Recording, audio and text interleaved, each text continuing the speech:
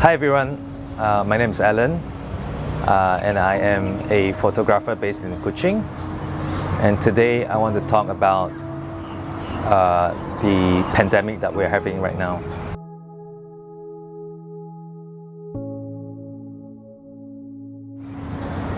It's been a year since our last lockdown. In Malaysia, we first experienced a nationwide lockdown in March 18th, 2020, and today it is May 21st, 2021. Since the pandemic, I'm sure most of us has been experiencing the disruption. You know, it brings a lot of changes to us, no doubt about that.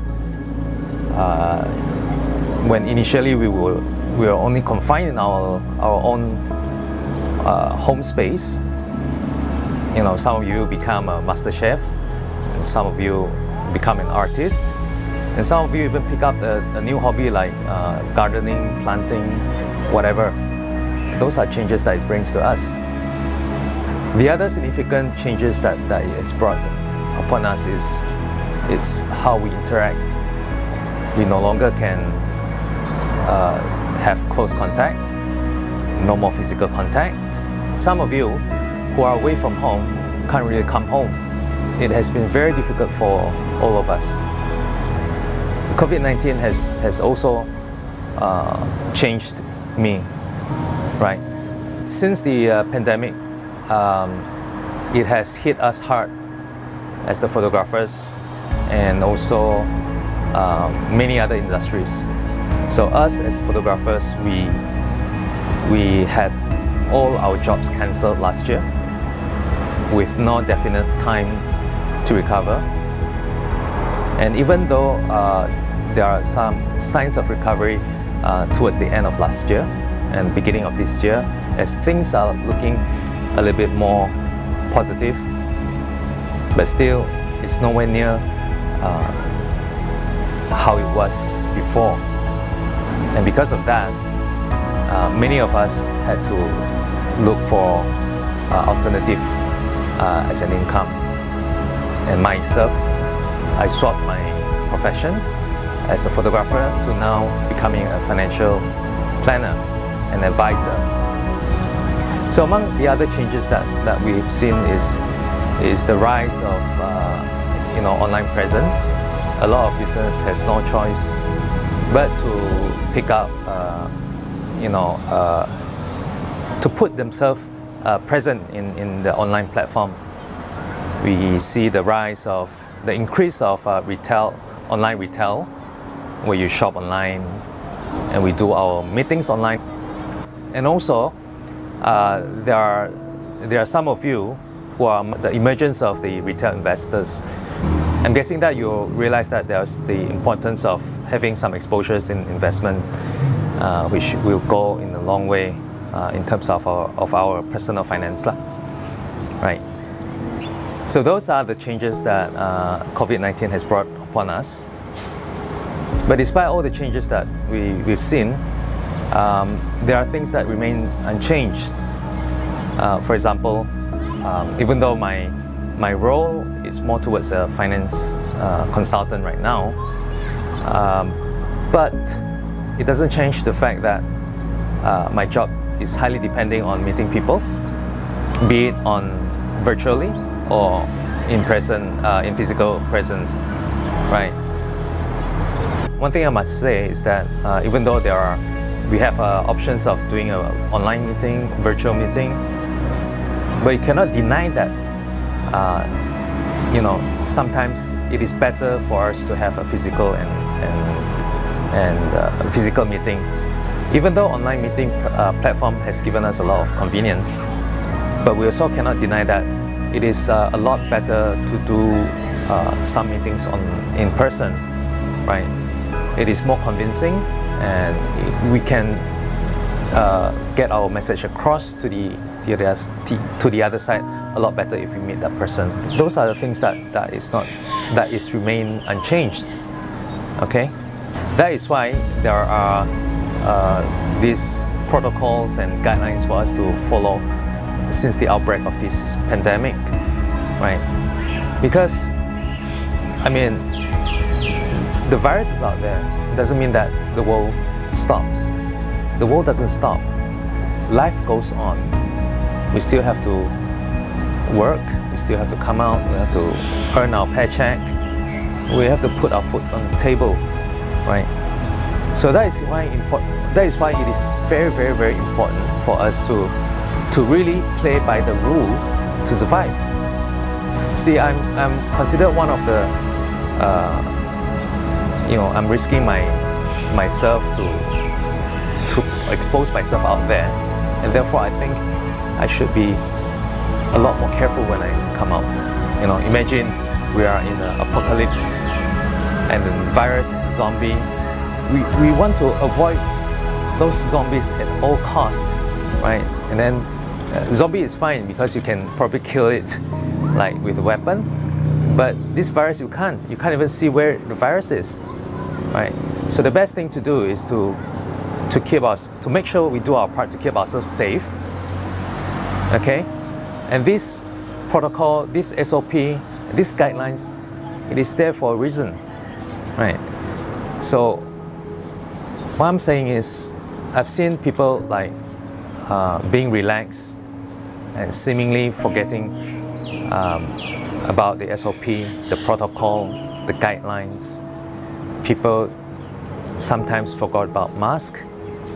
People sometimes forgot and make close contact.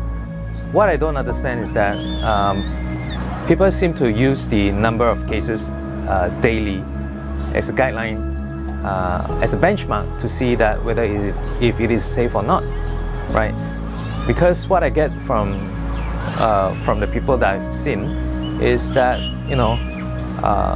it's been low cases for the past 2-3 weeks. It's fine. I can go out and chill with my friends, right? Then when the cases spike, then only they say, oh no, the numbers are high again. We should follow SOP, right? I mean, like, what the hell, man? Isn't it supposed to be like, case low or case high, 0 or not? The rule is still the same. It doesn't change at all, right? So, I mean, since the beginning, it's always been like, keeping our hygiene, wear mask, and keeping physical contact. That's the main fundamental of the whole survival guide, right? But come on, when cases low doesn't mean that you don't have to wear a mask. When cases are low, doesn't mean that you can, get close contact.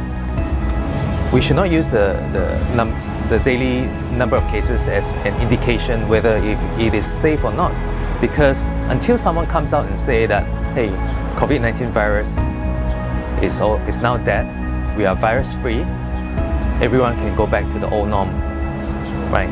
Until then, I think everyone should just follow the simple rule. Do our best, do our part, then we can make it through this whole pandemic, and then the economy can really go back to its full strength, right? Right now we all can see that it's pretty hard. Everyone's struggling. Okay, come on.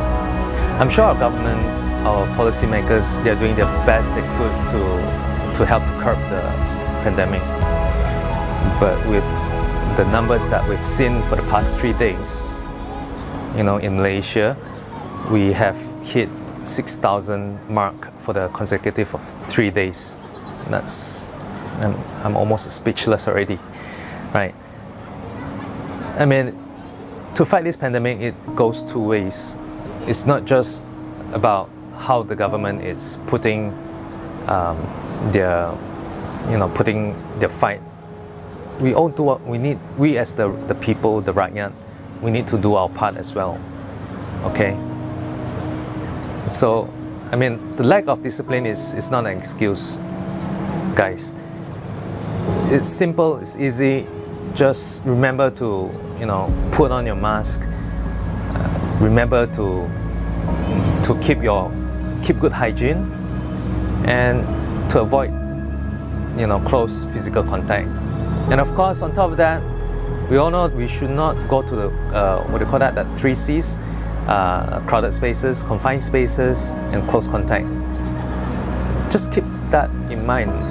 You know, I know that we are all frustrated with the confusing SOPs, you know, every now and then announced by, you know, our government.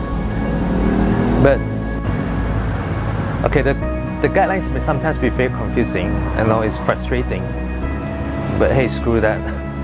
I mean, really screw that. I mean, yes, we need to keep ourselves updated and not getting into trouble. But hey, just put the fundamentals in mind. Like I said, the 3 simple ones, the 3 C's. You know, put on your mask, avoid close contact, keeping yourself in a physical distance, and keep good hygiene, avoid those confined spaces and crowd places. Simple as that.